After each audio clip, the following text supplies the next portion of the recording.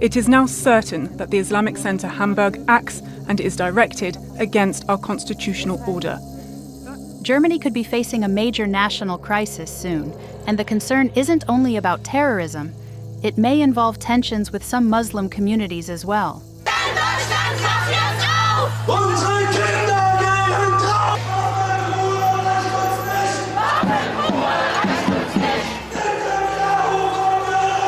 Recently, one of the most popular mosques in Germany, the Blue Mosque, has received a permanent ban, alongside all its affiliated organizations around the country.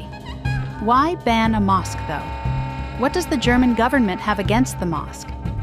For over a decade now, Germany has gotten threats from several terrorist gangs. You probably have heard about groups like ISIS, Al-Qaeda, and the more recent Hezbollah. Well, some of these groups have recorded attacks against Germany. But here's the most interesting part. They are all Islamic terrorist organizations. These groups originate from countries like Iran, Syria, Pakistan, and other Islamic nations. However, Germany is not an Islamic country, as you probably already know.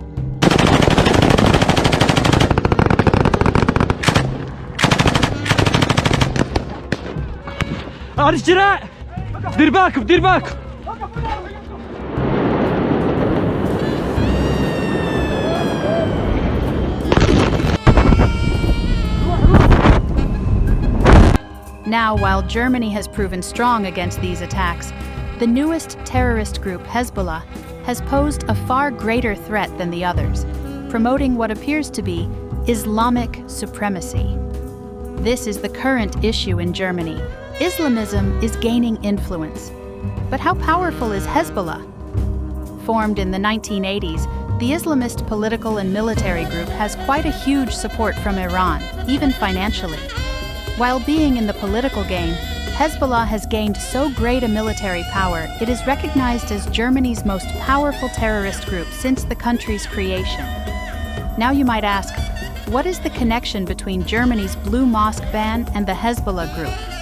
The raid and ban of the Blue Mosque came right after German authorities confirmed that the Islamic Center of Hamburg, or ISIH, used the Blue Mosque to assist the Hezbollah group in growing its wings within the country. Trust me, there's more. According to the German Interior Minister Nancy Faeser, the ISIH promotes an Islamist extremist totalitarian ideology in Germany.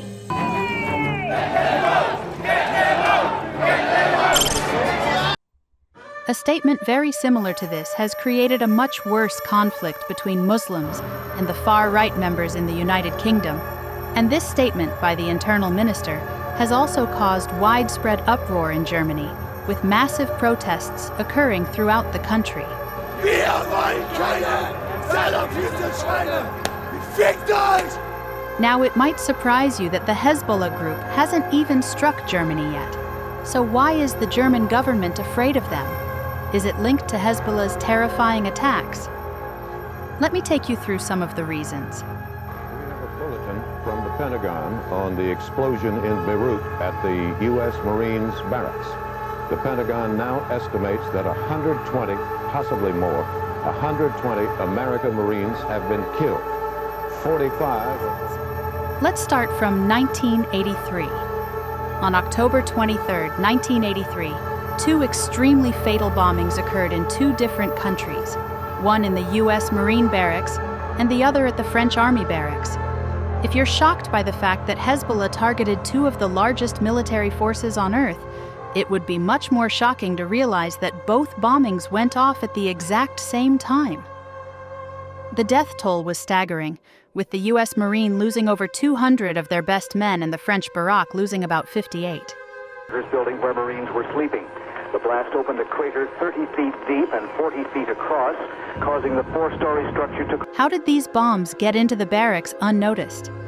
In both cases, the bombers drove their trucks into the barracks with the TNT bombs disguised as water tanks and successfully bypassed the extremely heavy security before detonating the bombs. To understand just how fanatical Hezbollah was about its attacks, consider this.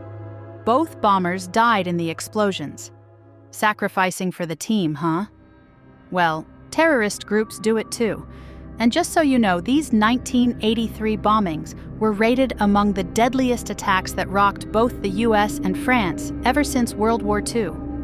Let's go to 1992. Buenos Aires. 29 civilians died and over 240 were wounded in that attack.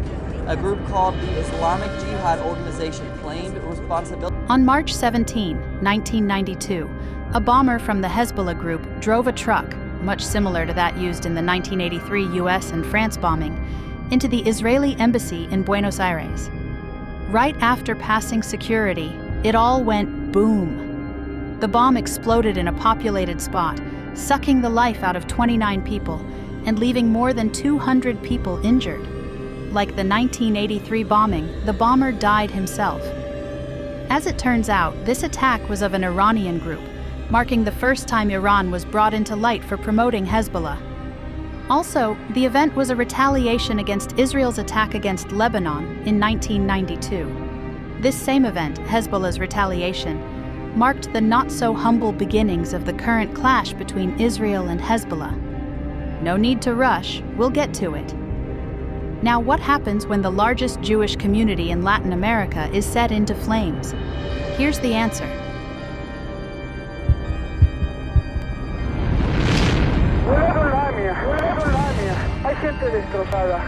El terror, nuevamente, en plena ciudad de Buenos Aires.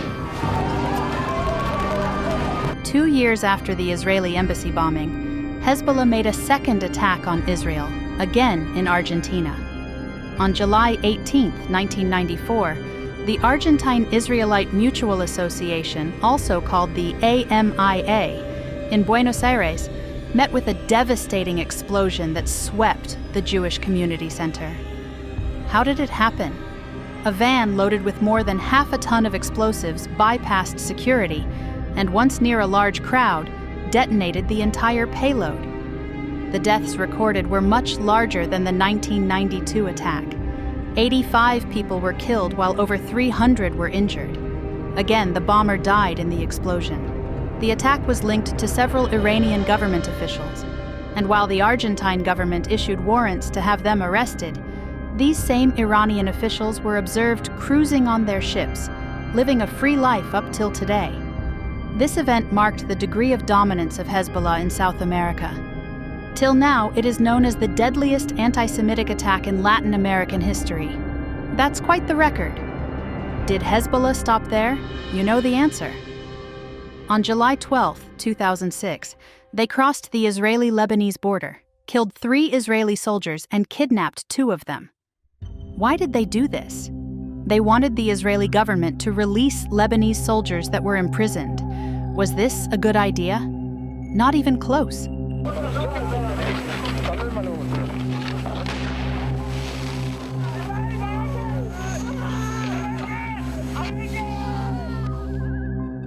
Israeli forces responded in a much crazier way. They launched a large-scale military attack against parts of Lebanon held by Hezbollah. At that moment, the kidnapping story escalated into a warfare nightmare as Hezbollah retaliated.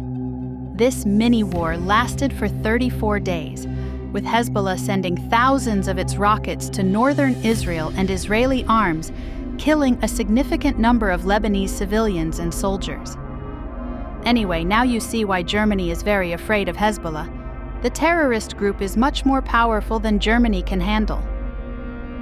In trying to protect their country, natives of Germany are pushing for an anti-Muslim policy, straining that all Muslims, whether involved with Hezbollah or not, should be chased out of German borders.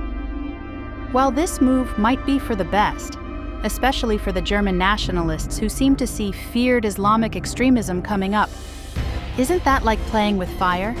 This is where it goes bad. The German government is already on it. While they describe the ban on the Blue Mosque and its IZH associations, they also clearly spell out that the fight isn't against Muslims, but is rather targeted at Hezbollah and other terrorist groups forming in the Federation. We might agree that the fight is against Hezbollah, and all but the riots on the streets say something different. It is native and Christian Germans against Muslims. It is screaming Islamophobia. Unsere Kinder gehen drauf!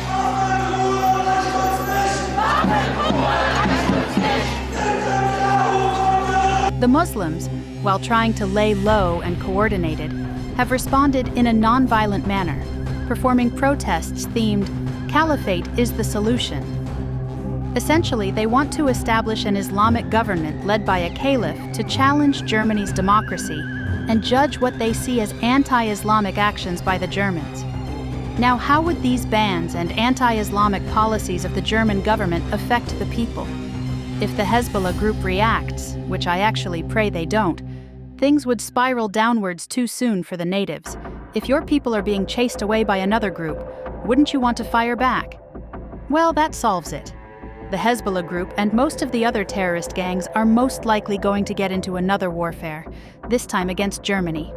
The war wouldn't be dubbed a fight against terrorism, nor would it be tagged as a Germany-Hezbollah war.